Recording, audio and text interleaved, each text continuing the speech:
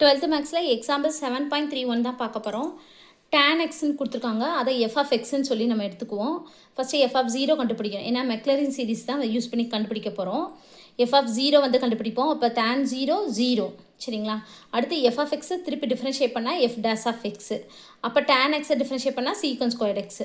இப்போ f dash of 0 இதில் xக்கு பதிலாக 0ன்னு சப்ஸ்டியூட் பண்ணோம்னா secant squared 0. secant xனா 1 by cos x. அப்போ 1 by cos 0, cos 0ஓட வேல்யூ 1. அப்போ 1 by 1 1, சரிங்களா?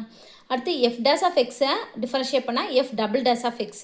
இது வந்து x பவர் nல் இருக்குது, n into x power n minus 1, 2 minus 1 1, அதான் secant x. திருப்பி இந்த secant x டிஃபரன்ஷியேட் பண்ணால் secant x tan x, சரிங்களா?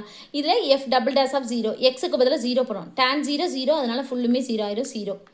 இந்த மாதிரி நம்ம f triple dash, f fourth dash of 0, அடுத்து f of fifth dash of 0 ஃபுல்லாக கண்டுபிடிச்சி, இதுதான் இந்த மெக்லரின் சீரிஸ் ஃபார்முலா. இதில் எல்லாத்தையும் சப்ஸ்டியூட் பண்ணி கேன்சல் பண்ணால் ஃபைனல் ஆன்சர் இதான் வரும்.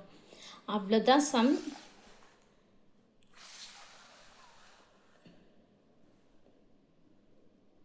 தேங்க்யூ.